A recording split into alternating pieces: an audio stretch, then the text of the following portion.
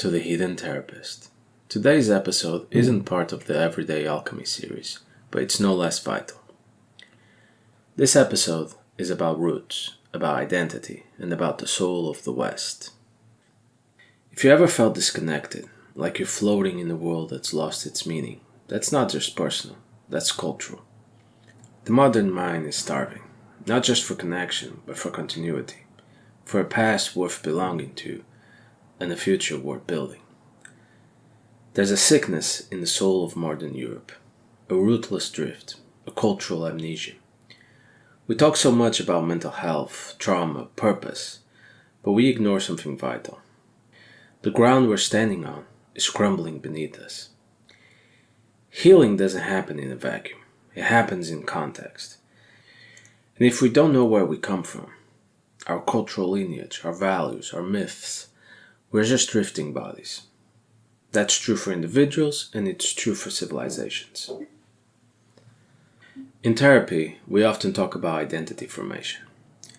Erik Erikson called it one of the central tasks of adolescence. But we're living in a time where even adults are stuck in identity confusion. People don't know who they are because they don't know where they come from. We have been told for decades that history doesn't matter, that our cultures are evil, that our ancestors should be forgotten, that borders don't exist, and that the past has nothing to teach us. The result? A West that's ashamed of itself.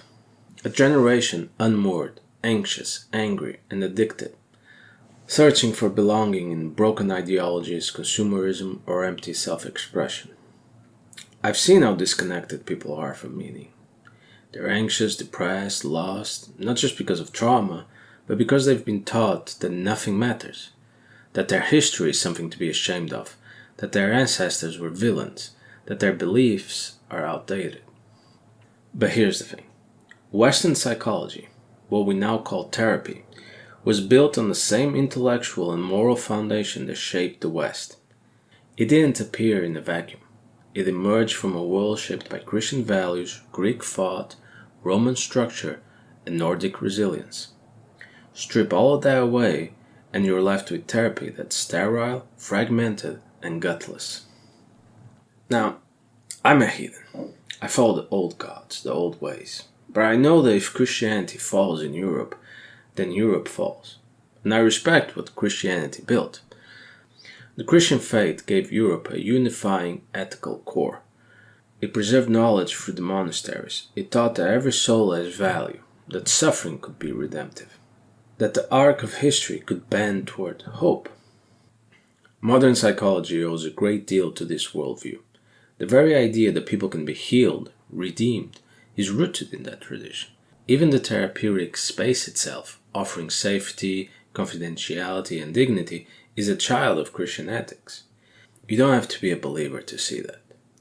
But if you live in Europe and you want it to survive, you'd better start defending it.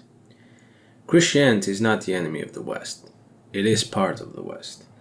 European non-Christians need to understand this, because those who seek to destroy us do not care if we pray to Christ, Odin, or to no God at all. European non-Christians need to stop treating Christians as enemies. We are cultural allies. Because if Christianity falls in Europe, Europe falls. And if Europe falls, the world descends into something much darker than any of us want to imagine. This isn't about dogma, it's about preservation, about shared roots, shared values, shared blood. There are belief systems flooding into Europe right now that demand total obedience. Systems that have no respect for Western values. They don't want to live alongside you. They want to replace you. The enemies of the West will never compromise. They only care that you obey. And I won't obey, not them. And neither should you. So what does this have to do with therapy? Everything. Because therapy isn't just about fixing your thoughts. It's about remembering your story, your place in the chain, your inheritance. Not just genetic, but cultural, spiritual, historical. Healing comes when you reconnect with meaning, when you reclaim the stories that shaped your people, when you honor your ancestors. Not out of blind tradition, but out of deep understanding. You're not just an individual, you're a living continuation of something ancient, something worth defending. And if we don't root our healing in something older than the chaos around us, then we're just rearranging furniture on a sinking ship. Identity is a cornerstone of mental health. Without it, people spiral. When you sever someone from their ancestors, their customs, their place in the world, you breed neurosis. You breed nihilism. And you open the door for ideologies that offer simple answers and total control. This is already happening. We're seeing entire generations that are mentally and spiritually malnourished. They're easy prey for cult-like ideologies because they've never been given something worth defending. The soul of the West is under siege. Not just politically, not just economically, but psychologically, spiritually. Healing means standing firm, reclaiming our myths, respecting our roots, and yes, acknowledging the importance of Christianity in that foundation, whether you follow that path or not. You can be a heathen and still respect the cross.